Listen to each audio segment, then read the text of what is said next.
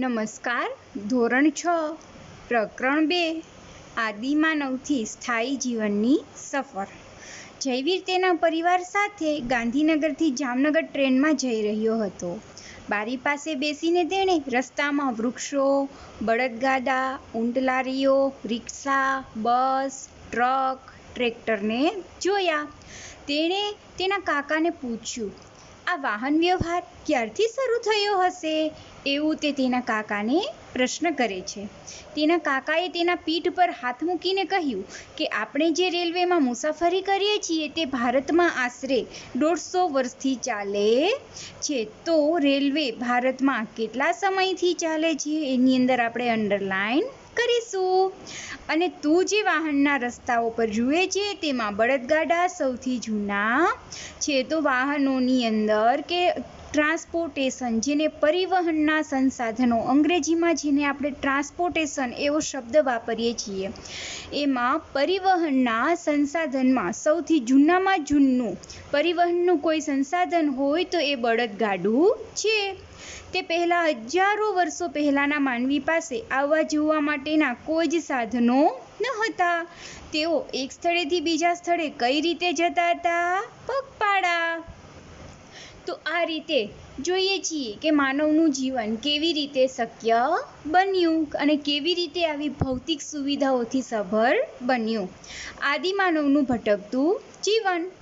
આદિમાનવો એટલે કે ખૂબ જ જૂના સમયના માનવો, જેઓ ભટકતું જીવન જીવતા અને શિકાર કરીને પોતાનો સમય વ્યતીત કરતા. માનવીની આ અવસ્થાને હન્ટર એન્ડ ગેધર્સ એટલે કે શિકાર કરવો અને એકઠું કરવું એવું કહેવામાં આવે છે. તેઓ હરણ જેવા જંગલના પ્રાણીઓ, માછલીઓ અને પક્ષીઓનો પણ શિકાર કરી તેમજ કંદમૂળ અને ફળોને એકત્રિત કરીને ખોરાક મેળવતા. ખોરાક, આદિમાનવનો ખોરાક ખાસ અંડરલાઈન કરો, પ્રશ્ન પૂછાઈ શકે છે. તો કંદમૂળ અને ફળો એકત્રિત કરીને ખોરાક લેતા. પછી આ જે જંગલી પ્રાણીઓ છે એનો પણ શું કરતા? એ શિકાર કરતા. શિકાર ખાસ યાદ રાખો. એ સમયની અંદર બહુ જ ભટકતું જીવન ગાળતો ત્યારની વાત છે. આવા કોઈ એપાર્ટમેન્ટ નહોતા, આવા કોઈ સરસ મજાના બંગલા નહોતા, આવા કોઈ સરસ મજાના સુવિધાઓથી સભર રસોડાનું સંશોધન પણ નહોતું થયું. એ સમયમાં સરસ મજાના બર્ગર અને પિઝા પણ નહોતા મળતા. જોકે આ બધું સરળ ન હતું. ક્યારેક જંગલી પ્રાણીઓ આદિમાનવો પર હુમલો કરતા. વળી દોડવામાં પણ ખૂબ ઝડપી હોવાથી કેટલાક પ્રાણીઓ સરળતાથી આદિમાનવોના હાથમાં આવતા નહીં. એટલે ખોરાકની શોધમાં આદિમાનવો એક સ્થળેથી બીજા અને બીજા સ્થળેથી ત્રીજા સ્થળે ભટકતા રહેતા. માનવી આ સમયે ક્યાં ફળ કે કંદમૂળ ખાવા અને ક્યાં ન ખાવા તેનું જ્ઞાન મેળવતો થયો. કારણ કે ઘણી વનસ્પતિઓ ઝેરી હોવાથી શું થતું? મૃત્યુ પણ થઈ જતું. ત્યારથી એને શું થવા લાગ્યું? ખબર પડવા લાગી કે અમુક વનસ્પતિ આપણા લાયક છે કે જેનો આપણે ખોરાકમાં ઉપયોગ કરી શકીએ છીએ અને બીજી વનસ્પતિઓ આપણા લાયક નથી. હરણ, ઘેટા, બકરા જેવા પ્રાણીઓને સરળતાથી મારી શકાતા હોવાથી આદિમાનવો તેમને શોધવા એક જગ્યાએથી બીજી જગ્યાએ ભટકતા રહેતા. વળી પ્રાણી જીવનની જરૂરિયાત હોવાથી જ્યાં પાણી મળી રહેતું હોય ત્યાં તેઓ રહેતા. ખાસ પાણી. જો પાણી પરથી મારે એક તમને બહુ અગત્યની વાત કહેવાની છે. તમને ખબર છે કોઈ પણ ગામ કે કોઈ પણ શહેર એવી જગ્યા પર નહીં જ હોય કે જ્યાં નદી નહીં હોય. શું કામ? સ્થાયી જીવનની શરૂઆતથી જ મનુષ્યએ રહેઠાણનો એવો જ પ્રકાર પસંદ કર્યો છે કે જ્યાં તેને સરળતાથી પાણી મળી શકે. મેં તમને આની પહેલાં પણ હમણાં જ વાત કરી 2 મિનિટ પહેલાં જ કે ત્યારે આધુનિકતાથી સભર મકાનોનું સંશોધન થયું ન હતું. એટલા માટે શું થતું કે માનવી એવી જ જગ્યાએ રહેવાનું પસંદ કરતો કે જ્યાં તેને સરળતાથી પાણી પ્રાપ્ત થઈ જાય. ભારતમાં આદિમાનવના વસવાટના સ્થળો. પુરાતત્વશાસ્ત્રીઓ, નૃવંશશાસ્ત્રીઓ અને ઇતિહાસકારોએ મળીને ભારતના આદિમાનવના વસવાટના અનેક સ્થળો શોધી કાઢ્યા છે. આદિમાનવના વસવાટના સ્થળો કોને શોધી કાઢ્યા છે? સાથે સાથે તેઓ જે ઓજારો વાપરતા તેની માહિતી પણ શોધી કાઢી છે. તેઓ પથ્થર અને લાકડાના હથિયારો અને ઓજારોનો ઉપયોગ કરતા. તે શેનો ઉપયોગ કરતા તેની વાત કરી છે. ક્યારેક હાડકાના ઓજારોનો પણ ઉપયોગ કરતા. ખાસ આદિમાનવો શેનો ઉપયોગ કરતા? શિકારી અને ભટકતું જીવન જીવતા માનવો પથ્થરની ટેકનોલોજી સાથે સંકળાયેલા હોવાથી આ સમયને પાષાણ યુગ કહેવાય. ખાસ પાષાણ યુગ કોને કહેવામાં આવે છે? જો અહીંયા જ એક પ્રશ્ન તમારો બની ગયો. પાષાણ યુગ કોને કહેવામાં આવે છે? ખાસ શિકારી અને ભટકતું જીવન જીવતા માનવો પથ્થરની ટેકનોલોજી સાથે સંકળાયેલા હોવાથી આ સમયને પાષાણ યુગ કહેવામાં આવે છે. પાષાણ યુગના હથિયારોના તમને અહીં દર્શન થાય છે. જુઓ કે કેવા તીક્ષ્ણ પથ્થરો છે કે જેનાથી સરળતાથી કંઈક વસ્તુને ટીંચવી હોય તો ટીંચી શકાય છે. કેવા પ્રકારના ઓજારો ને કેવા પ્રકારના પથ્થરોનું દર્શન તમે અહીંયા કરી શકો છો. ચિત્ર 2.1માં એટલે કે આ ચિત્રમાં બતાવેલા પથ્થરોનો ઉપયોગ વનસ્પતિ કાપવા અને પ્રાણીઓને ચીરીને તેમની ચામડી કાઢવા થતો. ખાસ આવા પ્રકારના પથ્થરનો ઉપયોગ શેના માટે થતો? આદિમાનવો વૃક્ષની છાલ અને પ્રાણીઓના ચામડાનો શરીર ઢાંકવા ઉપયોગ કરતો. ખાસમાં ખાસ પ્રશ્ન છે, યાદ રાખો. આદિમાનવો શરીરને ઢાંકવા શેનો ઉપયોગ કરતો? વૃક્ષની છાલ અને પ્રાણીઓના ચામડાનો. હવે આગળ જોઈએ. ભારતમાં પાષાણકાલીન માનવ વસાહતોનો નકશો. બરાબર. 2.2 પુરાતન સ્થળો. નકશો ભારતનો એ જ પ્રકારે આપેલો છે. પ્રાચીન ભારતના કેટલાક મહત્વના પુરાતન તત્વોના સ્થળની વાત કરવામાં આવી છે. પુરાતન સ્થળ. બરાબર. ગુજરાત છે તો ગુજરાત જ છે, કાશ્મીર છે તો કાશ્મીર જ છે, કન્યાકુમારી છે તો કન્યાકુમારી જ છે, અને શ્રીલંકા છે તો એ જ છે. નદીઓ પણ એની એ જ છે. દેખો તમે, કાવેરી, કૃષ્ણા, ગોદાવરી, નર્મદા, તાપી, ગંગા વગેરે. બરાબર. દરેક નદી છે કે ભૌગોલિક નકશામાં ક્યારેય કોઈ દિવસ કોઈ જ પરિવર્તન આવે નહીં. જ્યારે રાજકીય પ્રકારના નકશામાં જે રીતે દેશમાં પરિસ્થિતિ બદલાય અને કોઈ નવા રાજ્યોનું નિર્માણ થાય છે કે કંઈક ભાગલા પડે છે કોઈ જમીન કે કોઈ જગ્યાના, તો અલગ અલગ પ્રકારે નકશામાં તમને તેના દર્શન થાય છે અને નકશામાં થોડું પરિવર્તન દેખાય છે. અહીં જે જગ્યા પર લાલ કલરનું નિશાન આપેલું છે તે પુરાપાષાણ સ્થળ છે. જો ભીમબેટકા ત્યાંની ગુફા છે તો અહીંયા પણ આ સિમ્બોલ છે ને અહીંયા પણ આ સિમ્બોલ છે. દેખાઈ રહ્યું છે ને. હવે આધુનિક શહેર તો મુંબઈ એ સમયે પણ આધુનિક શહેર હતું અને આજે પણ આધુનિક શહેર છે. દેખાઈ રહ્યું છે ને. હવે મહાપાષાણિક સ્થળ તો લાંધણ જ છે ને. એવી રીતે આપણે નકશાનો અભ્યાસ કરવાનો રહેશે. તમે નકશામાં દર્શાવેલ સ્થળો ધ્યાનથી જુઓ. તમને જણાશે કે ભારતમાં ઘણી બધી જગ્યાએ આદિમાનવો રહેતા હશે. નકશામાં થોડી જગાઓ બતાવી છે, પરંતુ ભારતમાં ઘણી બધી જગાઓમાં તેમના વસવાટ હોવાના પુરાવા મળ્યા છે. જ્યાં સારા અને મોટા પ્રમાણમાં પથ્થરો, લાકડા અને પાણી મળી રહે તેવા સ્થળોએ રહેવાનું તેઓ પસંદ કરતા. વરસાદ અને જંગલી પ્રાણીઓથી પોતાનું રક્ષણ કરવા તેઓ પ્રાકૃતિક ગુફાઓમાં રહેતા. કેવી ગુફાઓમાં રહેતા? મધ્ય ભારતમાં વિંધ્યાચળ પર્વતમાળામાં આવી અનેક જગાઓ મળી આવી છે. આ એના પુરાવા છે. નર્મદા નદીની આસપાસના પ્રદેશમાંથી પણ આવી જગાઓ મળી આવી છે.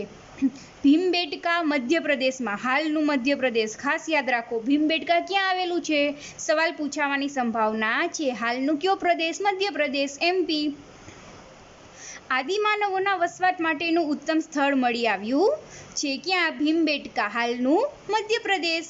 તેની ગુફાઓમાં આદિમાનવે દોરેલા પક્ષીઓ, હરણ, લાકડાના ભાલા, વૃક્ષો, માનવોના લગભગ 500 જેટલા ચિત્રો મળી આવ્યા છે, જેને પ્રાકૃતિક રંગો વડે કરવામાં આવેલા છે. તો આદિમાનવોની ગુફામાંથી કઈ કઈ પ્રકારની વસ્તુઓ કે કેવા પ્રકારના ચિત્ર મળી આવ્યા છે? ખાસ યાદ રાખો, તમને આવો સવાલ પૂછવાની પૂરી સંભાવના રહેલી છે.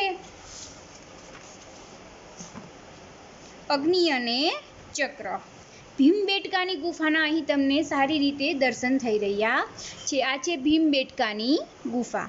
જોઈ લો કેવી છે દેખાય છે ભીમબેટકાની ગુફા. અહીંથી એનું પ્રવેશદ્વાર દેખાઈ રહ્યું છે. ફરતે પથ્થર છે. દક્ષિણ ભારતના કુર્નૂલ મળી આવેલા આદિમાનવોની ગુફામાંથી રાખના અવશેષો મળ્યા છે. શેના અવશેષો? રાખના, જે દર્શાવે છે કે તેઓ અગ્નિથી પરિચિત હશે. આજથી લગભગ 11,000 વર્ષ પહેલા માનવી અગ્નિનો ઉપયોગ કરવા લાગ્યો હતો. આજથી લગભગ કેટલા વર્ષ પહેલા માનવી અગ્નિનો ઉપયોગ કરવા લાગ્યો હતો? ખાસ 11,000 વર્ષ. તેમ ઇતિહાસકારો જણાવે છે. અગ્નિનો ઉપયોગ તેમના જીવનમાં ક્રાંતિકારી પરિવર્તન કર્યું. શેના ઉપયોગે જીવનમાં ક્રાંતિકારી પરિવર્તન કર્યું? શેનો? અગ્નિનો ઉપયોગ. કે અગ્નિની મદદથી તેઓ માંસને શેકીને ખાઈ શકતા. અગ્નિનો ઉપયોગ પ્રકાશ મેળવવા માટે કરતા. તેમજ તેના ઉપયોગથી જંગલી પ્રાણીઓથી તેઓનું પોતાનું રક્ષણ પણ કરી શકતા. અને હાલમાં પણ આપણે અગ્નિની મદદથી પ્રાણીઓથી રક્ષણ કરી શકીએ છીએ. અગ્નિના ઉપયોગની જેમ જ તેમના જીવનમાં મહત્વનું પરિવર્તન લાવનાર માધ્યમ હતું કયું? ચક્ર. કયું? ચક્ર. ઝાડના થડ અને જાડા લાકડામાંથી તેઓ ચક્ર એટલે કે પૈડું બનાવતા શીખ્યા. ખાસ કેમાંથી પૈડું બનાવતા શીખ્યા? હવે જોઈએ કે આદિમાનવના સમયમાં બદલાતું પર્યાવરણ કેવું હતું.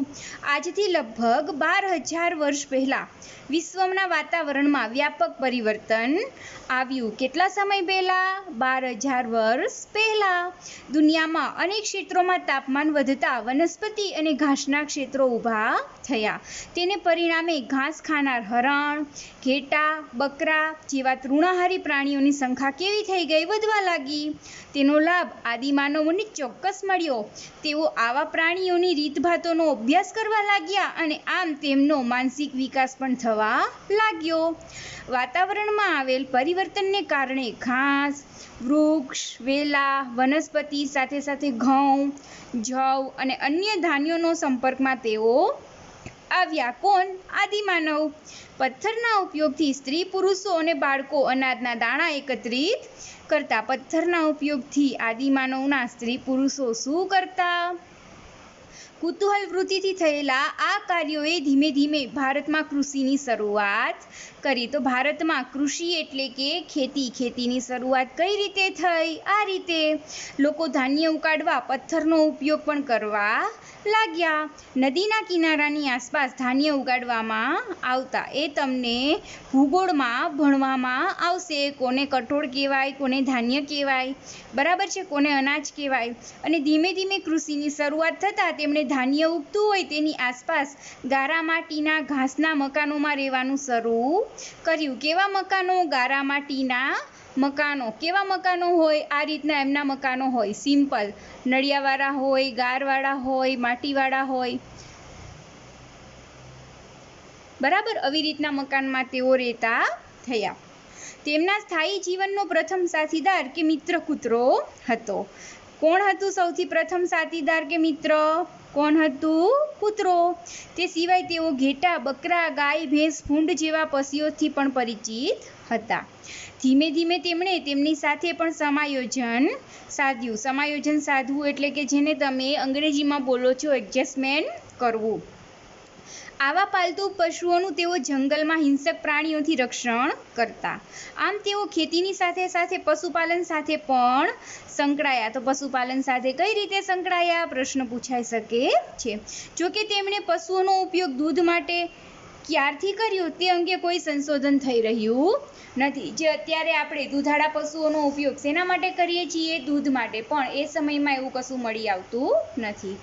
કૃષિની શરૂઆતે અને પશુપાલન પ્રવૃત્તિએ આદિમાનવને ભટકતા જીવનમાંથી સ્થાયી જીવન તરફ પરિવર્તિત કર્યો. કઈ શોધે અને કેવી રીતે આદિમાનવ ભટકતા જીવનમાંથી સ્થાયી જીવન જીવતો થયો? ખાસ, બરાબર, પ્રશ્નનો જવાબ જ છે આ. આપણે જાણીએ છીએ કે કૃષિ માટેના સ્થળોને છોડીને જઈ શકાતું નથી, કારણ કે પાકને ઉગતા થોડો સમય તો લાગે છે, તેને પાણીની પણ જરૂર પડે છે અને પાક તૈયાર થતાં અનાજના છોડને કાપી તેમાંથી અનાજ પણ કાઢવું પડે છે. આ પ્રક્રિયાએ ભારતમાં સ્થાયી જીવનની શરૂઆત કરી. ખાસ કઈ પ્રક્રિયાએ ભારતમાં સ્થાયી જીવનની શરૂઆત કરી? ખાસ યાદ રાખો, કઈ પ્રક્રિયાએ? પાણીની જરૂર પડે છે, અનાજ તૈયાર થાય, એને કાપવો પડે, બરાબર છે, બધી જ પ્રક્રિયા. અનાજનો સંગ્રહ કરવા તેણે માટીના માટલા, ઘડા વગેરે બનાવવાની પણ શરૂઆત કરી. હવે ભટકતા જીવનનો અંત આવતા તેમના ખોરાક, પોશાક અને રહેઠાણમાં વ્યાપક પરિવર્તન આવ્યા. પરિવર્તન એટલે બદલાવ. તેઓ ઘઉં, જવ અને પશુઓના માંસ ઉપરાંત માછલી અને તેમની વસાહતની આસપાસના ફળો ખાતા. ગારા, માટી અને ઘાસના મકાનોમાં રહેતા. ખેતી કરતા. ખેતીના ઓજારો પથ્થરોમાંથી બનાવતા, જેમાં ખુરપી, છીણી, દાતરડાનો સમાવેશ થાય છે. નીચે આપેલા કોષ્ટકમાં ભારતની એવી જગાઓ બતાવવામાં આવી છે જ્યાં અનાજ, રહેઠાણ, ઓજારો અને પ્રાણીઓનો અવશેષ મળી આવ્યા છે. તો જોઈએ આગળ. અનાજ, રહેઠાણ, ઓજાર અને પ્રાણીઓ અને કયું આપેલું છે એનું સ્થળ, અને આ બધા હાલના રાજ્યની માહિતી. સૌથી 1 નંબર પર જોઈએ. પહેલા નંબર પર ઘઉં, જવ, ઘેટા, બકરા અને પથ્થરના ઓજારો, મહેરગઢ. મહેરગઢ હાલ પાકિસ્તાનમાં આવેલું છે. એ સમયમાં એવા કોઈ ભાગલા નહોતા પડ્યા કે પાકિસ્તાન કે હિન્દુસ્તાન, બરાબર છે. એટલે એ સમયે ફક્ત ને ફક્ત ઇન્ડિયા એટલે કે આપણું એક જ હતું. ઇન્ડિયા એટલે કે એ સમયે એવો કોઈ દેશનું જ સંશોધન નહોતું થયું, કહેવાનો મતલબ, પણ એક જ પ્રકારની જમીન એવું કહી શકાય એને, કે એવું કંઈ ખબર જ નથી કે આ કયો દેશ છે, આ દેશનું નામ આપણે શું રાખવું, શું છે શું નહીં, બરાબર છે. બહુ એટલે બહુ સમય. આદિમાનવ એટલે કે એક એવો માનવ કે જેને કેવી રીતે જમવું, કેવી રીતે પાણી પીવું, કેવી રીતે કપડાં પહેરવા, કેવી રીતે બોલવું, એની કોઈ પણ પ્રકારની સાન સમજણ હતી નહીં. સૌથી આદિ માનવ એની વાત કરવામાં આવી છે કે જે સાવ એટલે સાવ જૂનું પુરાણું એની વાત કરી છે કે પૃથ્વી પર જ્યારે મનુષ્યની ઉત્પત્તિ ઈશ્વરે કરી એ સમયની વાત છે. નંબર 2, ચોખા, પ્રાણીઓના હાડકાં. ચોખા એટલે ખાવાના ચોખા અને પ્રાણીઓના હાડકાં. તો કોલ્ડી હવા એટલે કે હાલમાં આવેલું ઉત્તર પ્રદેશ. નંબર 3, ચોખા, ઘેટા, બકરા અને પથ્થરના ઓજારો. તો મહાગઢ એટલે કે ઉત્તર પ્રદેશ. માનવ વસાહત અને ગેંડો. તો લાંધણજ કેમાં આવેલું છે તમને ખબર જ છે, ગુજરાતમાં. ઘઉં, મસૂર, કૂતરા, ખાડાવાળા અને મકાન, બુર્જહોમ અને ગુફક્રાલ એટલે કે હાલનું આપણું કાશ્મીર. ભેંસ, બળદના ઓજારો. તો હાલનું બિહાર, ચિરાંદમાં. પુરાતત્વ શાસ્ત્રીઓએ શોધેલા સ્થળોમાં બુર્જહોમ, ગુફક્રાલ, હુરંગી, મહેરગઢ, લાંધણજ અને ભીમબેટકામાંથી આપણને માનવ વસાહત અને તેમના પશુપાલનની માહિતી મળે છે. મહેરગઢ હાલ પાકિસ્તાન અને ઇનામગાંવ જેવા સ્થળોએથી તો તેમના ઘર અને ખેતીવાડીની માહિતી પણ મળે છે. તેઓ જવ અને બાજરી જેવા ધાન્ય ઉગાડતા. જવ અને બાજરી જેવા ધાન્ય ઉગાડતા થયા. મહેરગઢ અને ઇનામગામ જેવા સ્થળોએથી પથ્થરના તીક્ષ્ણ ઓજારો મળી આવ્યા છે. તો પથ્થરના તીક્ષ્ણ ઓજારો ક્યાંથી મળી આવ્યા છે? તમને આવો પ્રશ્ન પૂછાવાની સંભાવના છે, જે કૃષિ કાર્યમાં વપરાતા હશે. જો ઇતિહાસકારો હોય એ પણ એવું જ કહે છે કે આવું થતું હશે. કોઈ કમ્પ્લીટ માહિતી આપણને સમયગાળાની સાથે અમુક પુરાવા આપણી પાસે હોવા છતાં પણ સાબિત કરી શકાતું નથી, કેમ કે ઇતિહાસને લઈને દરેક ઇતિહાસકારના મતાંતર પ્રવેશતા હોય છે. પ્રાચીન સમયમાં મહેરગઢ ભારતનું સૌથી પ્રાચીન ગામ ગણી શકાય. કયું ગામ ભારતનું પ્રાચીન ગામ ગણી શકાય? મહેરગઢ. તમે નકશામાં મહેરગઢ જુઓ. અહીંયા જવ અને ઘઉંની ખેતીની શરૂઆત થઈ હતી. તો સૌપ્રથમ જવ ને ઘઉંની ખેતી ક્યાં શરૂ થઈ હતી? મહેરગઢ. તેઓ ઘેટા બકરા પાળતા, ખેતી કરતા, અનાજનો સંગ્રહ કરતા. ક્યાંથી શીખ્યા હશે? ક્યાંથી? મહેરગઢથી. પ્રાણીઓના હાડકાં પણ મળી આવ્યા છે. ક્યાંથી? મહેરગઢથી. તેઓ લંબચોરસ ઘરોમાં રહેતા. આ ઘરોમાં અનાજનો સંગ્રહ કરવાના નાના નાના કોઠાર પણ મળી આવ્યા છે. મહેરગઢમાં મળી આવેલા પુરાવા મુજબ તેઓ મૃત્યુ પામનારને માન સન્માનથી દફનાવતા એટલે કે જેને તમે હાલ સારો શબ્દ શું વાપરો છો? સમાધિ. શું વાપરો છો? સમાધિ. અહીંથી આવા ઘણા પુરાવા મળી આવ્યા છે. એક જગાએ મનુષ્ય સાથે બકરીને પણ દફનાવવામાં આવી હોવાનો પુરાવો મળ્યો છે. ક્યાંથી? મહેરગઢથી.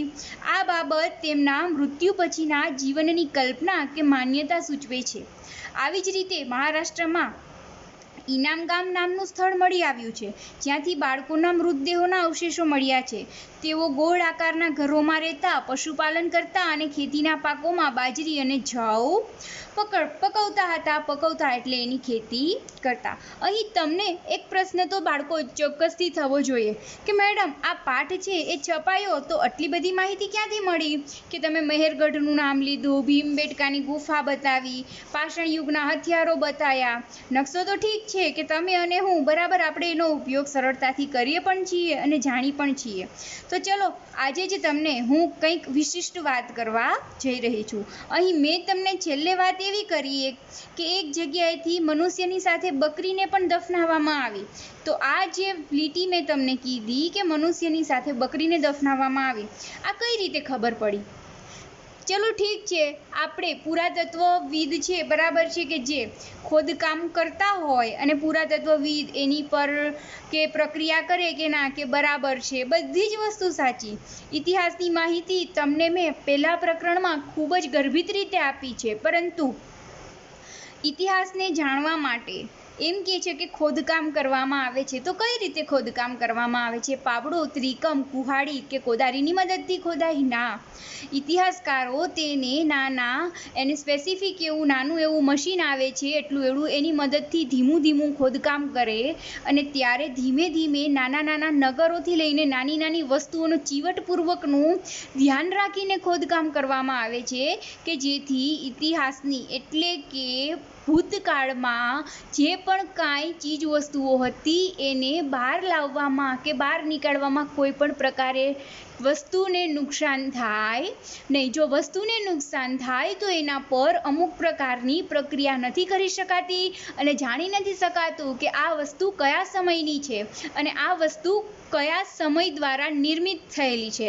એટલા માટે થઈને ઇતિહાસકારો બહુ ચોક્કસતાથી અને ખૂબ ચીવટપૂર્વકથી બરાબર છે આપણા જે પણ આ ઇતિહાસના તમે ચિત્રો જોયા એનું ખોદકામ કરતા હોય છે. અને પુરાતત્વવિદ છે જે આપણું ખાતું છે પુરાતત્વવિદ ખાતું, એ પણ શું કાર્ય કરે છે એનો પણ મેં તમને પરિચય આપી દીધો છે. અસ્તુ.